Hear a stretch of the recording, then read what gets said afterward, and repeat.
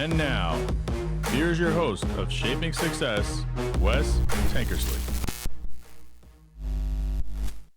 What is up, everyone? Welcome to Shaping Success. I'm your host, Wes Tankersley. I do not know if we can hear you if someone hops in here on the YouTube. Let me know. Missing a few people here. Nikki's usually here right now, but we will see what's going on. It is officially baseball season.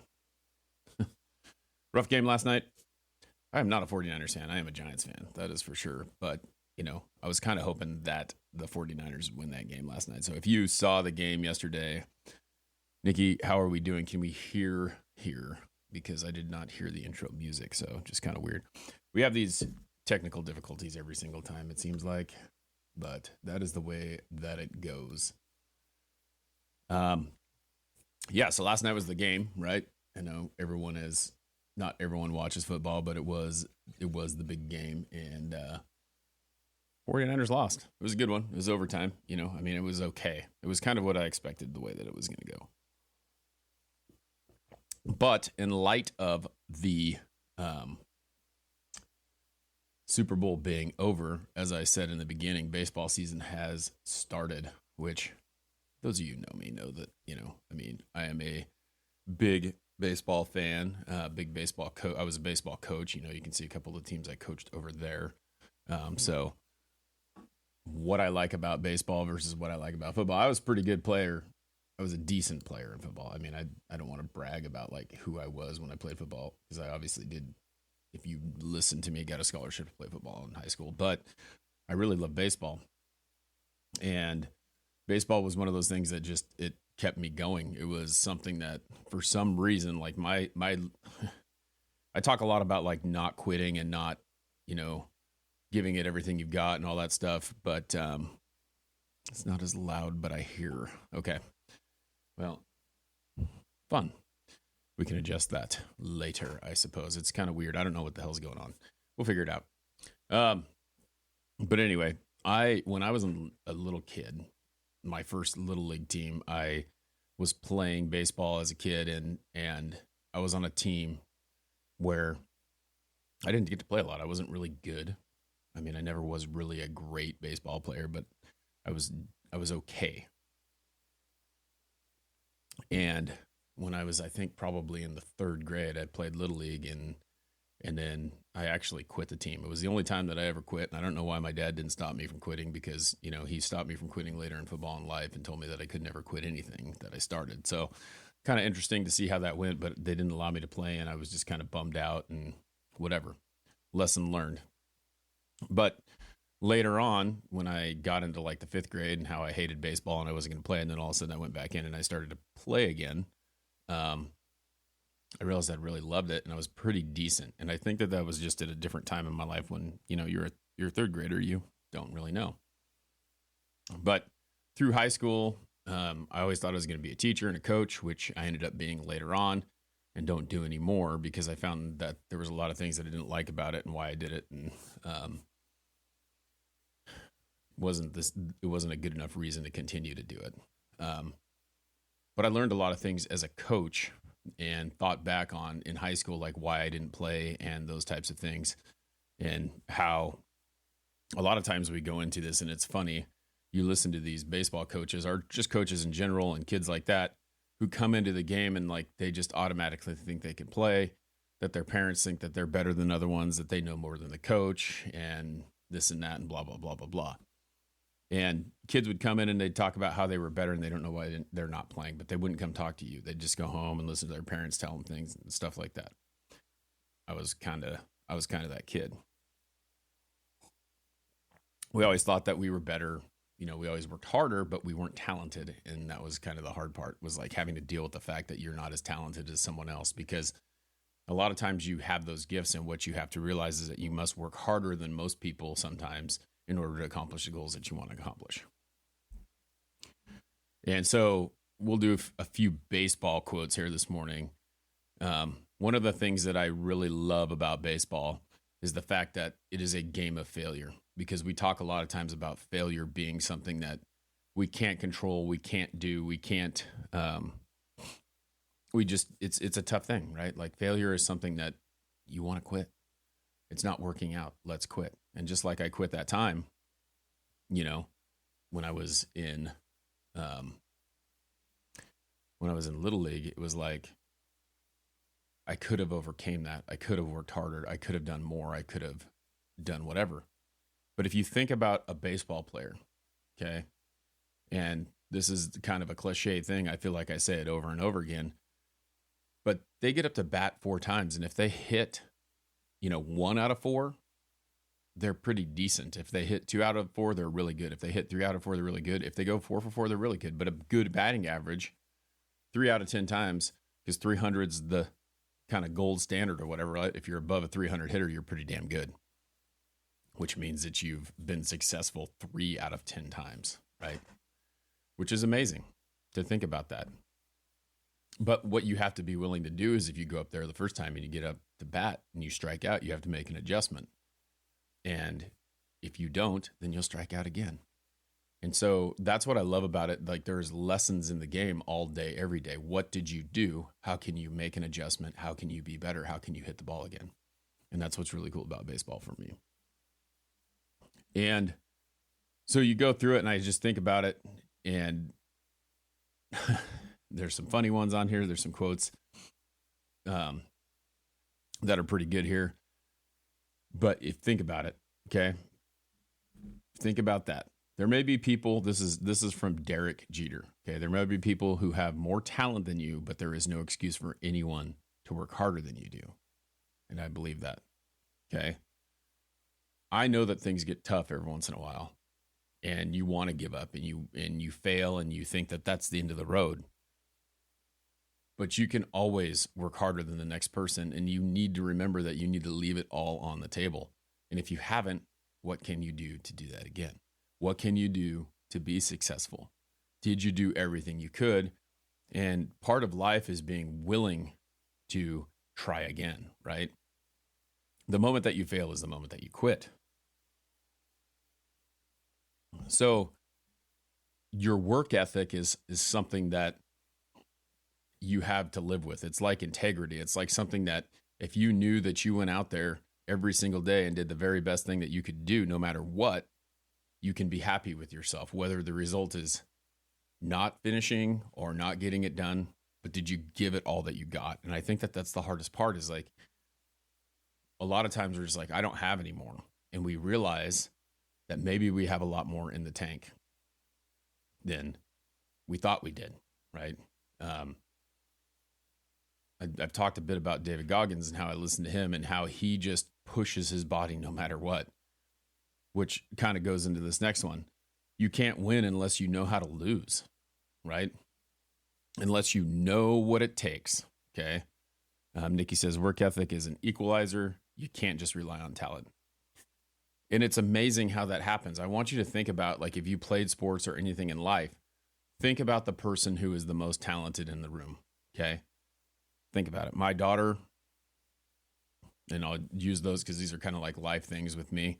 My daughter is a really good drawer, and she's gotten really good at it, and she practices over and over again. And then I listen to her talk about sports, right? Like, I'm a sports guy, so the hardest part for me is to relate that I'm not really an artist. She is. So I try to relate to that and see what she's doing. And she says, I'm not good at this. Like, I can't kick the ball very well. People make fun of me. This is that, talking about like playing soccer or sports or anything in general. And I have to relate to her, and I tell her, I say, if you put as much effort into soccer or football or baseball or running or whatever that you do into the art, how good do you think you will be? I have this little sticker in my truck that she drew for me when she was in kindergarten, and it's been in my truck the whole time that it's there. And she looks at that every day and she goes, I'm such a better drawer than that. And I said, yeah, but do you remember there looking at that where you started? What did you have to do to get to where you are now? And she is way better, and she's getting better every single day. But then she's complaining about these other things. And complaining about those other things and knowing that, are you giving your best effort here or are you giving your best effort there? It's amazing to see what can happen if you do give your best effort. But you also have to learn to lose, right? Because if you can't lose, then you're not going to know what you need to do to change that. And I think that that's where we get lost. We got this mentality in the 90s, like I am Gen X or Gen X adjacent, whatever you want to look at it, the days that I was born. I was born in 1980, and whatever chart you look at, Gen X goes from here to there. I'm definitely like, if you think of the epitome of what Gen X is, that's what I am. Like, that's where I grew up. I took care of myself. Like they talk about those Gen X things. Well, the millennial kids, it's like, you can't be at home alone. I mean, even to this day, I was thinking about when I was 10 years old, which how old my daughter is, I was home alone. I was watching myself. I was taking care of myself. My parents were at work. That's what had to happen. They had to work so that we could survive. And we're doing these things. Well, now it's like, if I left my 10-year-old home, I'm going to get a call from Child Protective Services saying, hey, you left your kid at home. Like, this is just not something that you do anymore. We would go outside, we would play, we would do all those things. Not that you can't do it, but like society says, this is not okay. Right? So then you start to think, well, okay, I get an award just for showing up. Right? And we've got this like, no one can fail. It's not okay to fail. And then we get this mentality that we have to be willing to know that we can't fail. It's not okay to fail. Not happening. And so then now we've created this generation of people who think that you don't fail. And if you do fail, it's a bad thing and you don't have to do it and you don't have to work any harder. So learning how to lose, you think about these guys last night that lost the Super Bowl. Do you think that Brock Purdy and Deebo Samuel and I don't know all the guys on the 49ers and Nick Bosa, you think that they're just going to go home and go sleep and do nothing? Or do you think that the people who are going to win are now like, what can we do next year to make it better?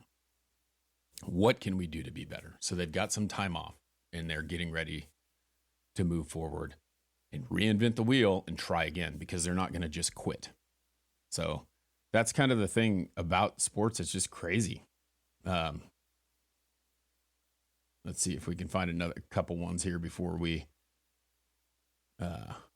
roll out, because this is just going to be a little shorter one, I'm thinking. But I'm just excited. I'm excited that baseball is here because that is kind of my deal. Let's see here.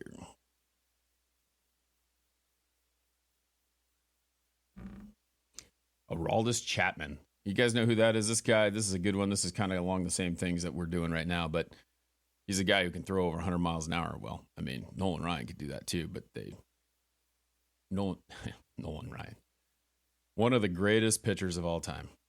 Anyway, Aroldis Chapman says, no one's perfect. We make mistakes, but the important thing is we learn from them and move forward. Move forward. I don't have that. I should put that on a shirt.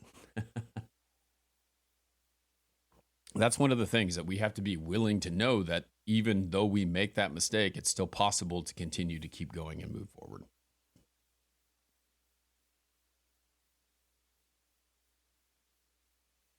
This is going to be the last thing I leave you, because we talked about this last week. It's funny. I posted a clip from the TikTok video, Dogging LeBron, which I want to reiterate. And someone said, this is the stupidest take I've ever heard. I want you to think about Michael Jordan. Think about Tom Brady. Think about Joe Montana. Think about the people who are really good at what they did and how they did that. And this is my comparison to LeBron. And you can call this stupid. You can call it whatever you want. I don't care. I knew what I was getting when I was posting the clip, because there are these people who look at LeBron and think he is this god. And I cannot stand the guy, because the reality of what happened with LeBron is that he was playing in Cleveland. He couldn't win with the people that he had around him. He couldn't bring them up to his level, because he is good. I'm not denying that he is good, but one person does not make a team, right? One person does not make that team. So what that person has to do, and you look at Kobe and you look at Michael, watch The Last Dance if you haven't seen it. You want to see the difference between those? LeBron decided that he's going to go play with very talented people. He was going to go leave his team and go play with them. And I'm not telling you, you think about who Michael Jordan had on his team. He had Scottie Pippen. He had Dennis Rodman. He had Tony Kukoc. He had all those guys around him. But guess what? He took those guys to the next level because he expected them to work just as hard as he did So he brought them up to his level in order to win. And they would have been, if Michael Jordan was not there, do you think that the Bulls would have not won that? I think that if LeBron was not on those teams, they still could have won. They had talented people, and they just brought in this super team. It was like the dream team, right? You remember the dream team of the 80s that won all the basketball games because in the Olympics, because they had every single excellent player on their team. It's not the same. It's not the same as making the team rise around you. That's why, I mean, you look at the San Francisco Giants that won all the World Series. What happened? They had a bunch of people that just didn't want to quit.